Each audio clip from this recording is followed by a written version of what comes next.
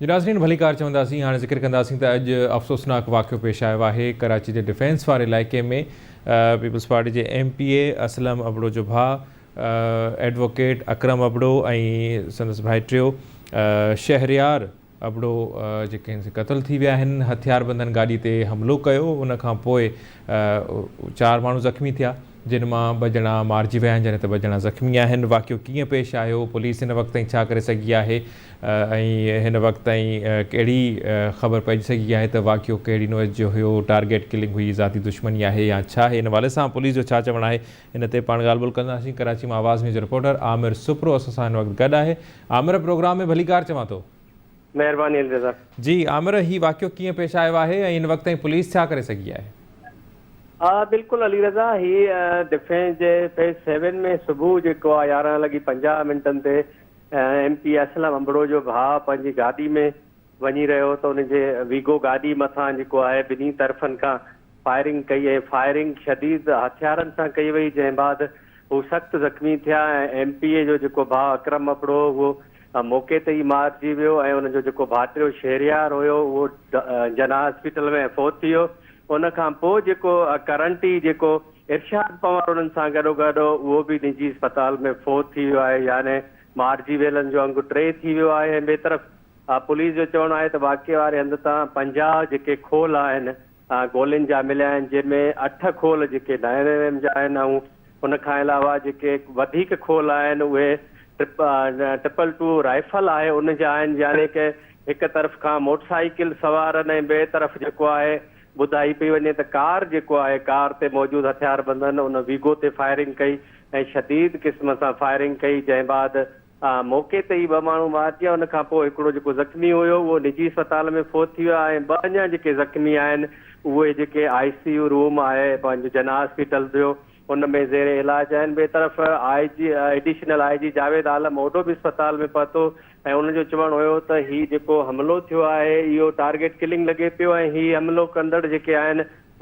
Car ऐं motorcycle ते सवार हुआ जेके फायरिंग खां पोइ जेको आहे उतां फ़िरार थी विया आहिनि। ॿिए तरफ़ उनजो चवणु हुयो त असीं सॼे इलाइक़े में सॼी जेकी पुलिस आहे उते डिप्लॉय कई आहे इलाइक़े खे। इहो चयो आहे त जिथे बि इहे माण्हू मिलनि उन्हनि जी CCTV फुटेज जी ॻोल्हा कई पई वञे, पर हिन महिल ताईं जेके इतलात आहिनि त का बि गिरफ़्तारी न आहे थी। MP असलम अबड़ो जो भाउ भाइटियो ऐं उन सां गॾोगॾु जेको हुनजो दोस्त हुयो इरशाद पवार जेको ॿुधाए वञे पियो त मरहूम मंज़ूर पवार जो जेको भाइटियो उहो बि उन फायरिंग में जेको आहे मारिजी वियो। सही। अच्छा, हिन वक़्त ताईं कहिड़ी ख़बर पइजी सघी आहे? जीअं तव्हां ॿुधायो त AIG जावेद आलम ओढे जो चवणु आहे त हीउ वाक़ियो टारगेट किलिंग आहे। इन सां गॾोगॾु वारसनि जो कहिड़ो मौक़िफ़ आहे, उन्हनि छा ॿुधायो आहे या कहिड़ी सुध पइजी सघी आहे आमिर त हीउ वाक़ियो छो पेश आयो आहे, कीअं पेश आयो आहे, ऐं इन हवाले सां बि ज़रूरु आगाह कजो। जी बिल्कुलु, IG जावेद आलम ओढो जो इहो चवणु आहे त असांखे हिकिड़ो टारगेट यानी ज़ाती दुश्मनी जे तरफ़ इहो वाक़ियो नज़र अचे पियो। हिन में कंहिं बि हू जेको फुर्ज या का बि मज़ाबत न आहे थी।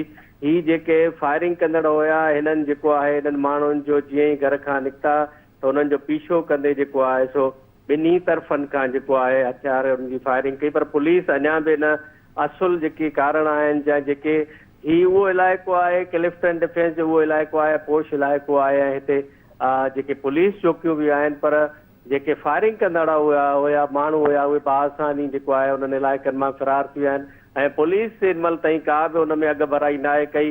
के बि हिन महिल ताईं जेके इलाइक़े जा CCTV फुटेज आहिनि उहे बि हथु न थी सघिया आहिनि त आया जंहिं कार ते हू सवार हुया उन्हनि जा नंबर मिली सघनि या जेके मोटरसाइकिल ते सवार हुया ऐं ही जेके राइफल टाइप जेके वॾे हथियार खणी करे उन इलाइक़े में अची हिकिड़े गाॾीअ ते फायरिंग कई आहे ऐं उहे कराची जहिड़े शहर मां बासानी फ़िरार थी विया आहिनि। पुलिस वारा जेको आहे का बि हिन में अॻु भराई न आहे थी सघी। ठीकु आहे, वॾी महिरबानी आमिर। जी नाज़रीन, ज़िक्र कयूं पिया त अॼु कराची जे डिफेंस वारे इलाइक़े में हथियारबंदनि जी फायरिंग में जेके 4 ॼणा ज़ख़्मी थिया हुआ उन मां 2 ॼणा त पहिरियां ई फ़ौत थी चुका आहिनि, हिकु ॼणो ॿियो बि फ़ौत थी वियो आहे। हिन वक़्त ताईं जेको मारिजी वियलनि जो तइदाद आहे उहो 3 थी वियो आहे।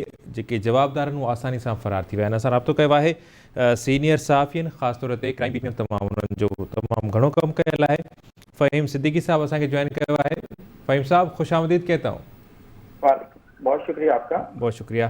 फ़हीम साहब, कैसे देखते हैं आज दिन दिहाड़े कराची के डिफेंस फेज़ 7 में ये वाक़या पेश आया जिसमें पीपल्स पार्टी के एमपी असलम अबड़ो के भाई और उनका भतीजा जाँ बहक हो गए। और अभी जो है ताज़ा तरीन ये ख़बर आई है कि एक और ज़ख्मी जो है वो भी फोत हो गया है और उसका भी इंतकाल हो गया है।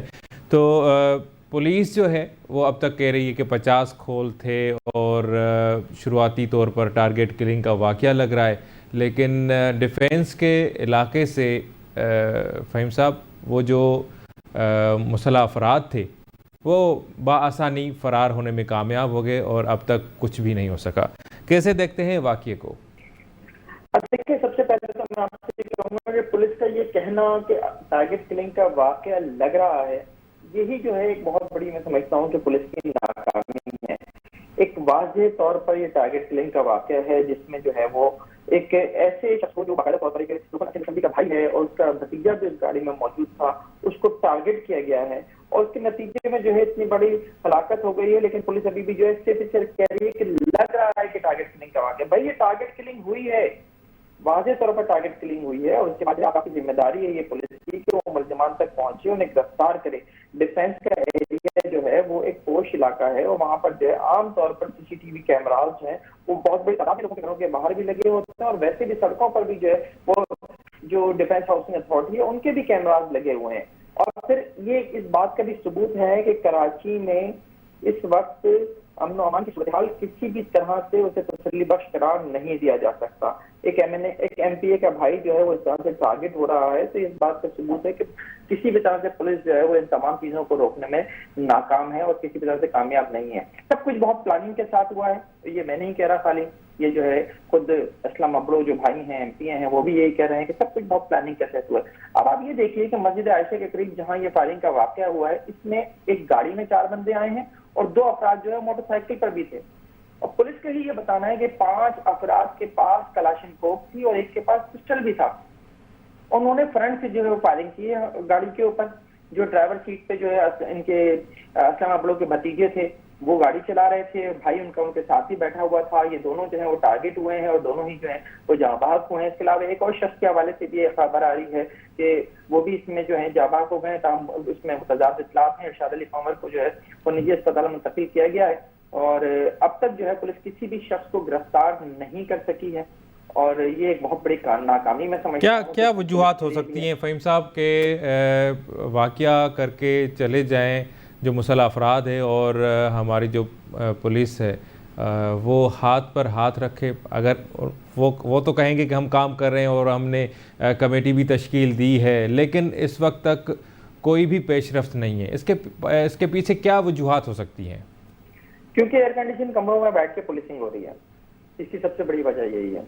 देखें, इतना बड़ा वाकया है जो पूरी सिंध गवर्नमेंट के मुंह पर एक जो है तमाचे की तरह है कि आपका अपना सिटिंग एमपीए अपना भाई और भतीजा खो देता है और आप जो है उसको अभी तक एक तो कातिलों तक पहुंचना तो बहुत दूर की बात है। सबसे पहली बात तो यह है कि ये वाकया हुआ ही क्यों। आप एक शख्स को, या चले ये बात तो छोड़ दीजिए कि एमपीए का भाई था, एक आम शहरी की जिंदगी भी जो है वो बहुत कीमती होती है। एक शख्स की जिंदगी जा रही है, आपको क्यों नहीं पहले पता चला? कहाँ गई आपकी ह्यूमन इंटेलिजेंस, कहाँ गई आपके दीगर इंटेलिजेंस जो आपको ये बताती है कि जनाब शहर में कोई टारगेट किलिंग की वारदात होने वाली है। अगर हम इसको ये कहें कि ये इस वक्त मुहर्रम हराम के हवाले से कोई वाकया नहीं है जो आमतौर पे हो जाता है, अगर हम ये कहें कि जनाब मुल्क में जिस वक्त सूरत हाल है उससे इसका कोई ताल्लुक नहीं है, तालिबानाइजेशन से इसका कोई ताल्लुक नहीं है, तो फिर बात आ जाती है कि जनाब क्या इनकी कोई जाती दुश्मनी थी? तो वो भी हम इसलिए नहीं हम इसके ऊपर कह सकते कि अगर कुछ ऐसा होता तो डेफिनेटली इनके साथ जो है इनको कोई ना कोई इस बात का इल्म होता कि इनकी जाती दुश्मनी है, तो इनके साथ कोई ना कोई सिक्योरिटी का इनका अपना ही इंतजाम होता। चले पुलिस ने सपोर्ट नहीं होती, पुलिस की सिक्योरिटी नहीं होती तो अपनी होती। और फिर खुद असलम अबड़ो ये बात कह रहे हैं कि हमारी किसी से कोई जाती दुश्मनी नहीं है, तो तमाम एंगल जिनका मैंने इस वक्त जिक्र किया है उन तमाम एंगल्स के ऊपर तफ्तीश करना होगी और उसके बाद मुल्जिमान तक जल्द से जल्द पहुंचना होगा। ये वज़ीर आला सिंध साहब के लिए भी एक बहुत बड़ा चैलेंज है कि उनकी अपनी जो सिंध असेंबली है उसका एक रुकन, उनकी अपनी पीपल्स पार्टी का एक अहम रुकन, तो बिलावल भुट्टो के लिए एक बहुत बड़ा सदमा है कि उनका एक अहम साथी, उसका भाई जो है इस तरह से और उसका भतीजा जो है इस तरह से शहर में मारा जा रहा है दिन दिहाड़े। इन कातिलों तक पहुंचना होगा और कम से कम वक्त में पहुंचना होगा। बिल्कुल सही फरमा रहे हैं। बहुत शुक्रिया फ़हीम साहब, आपने टाइम दिया। नाज़रीन, प्रोग्राम जारी है, व्हाट द ब्रेक।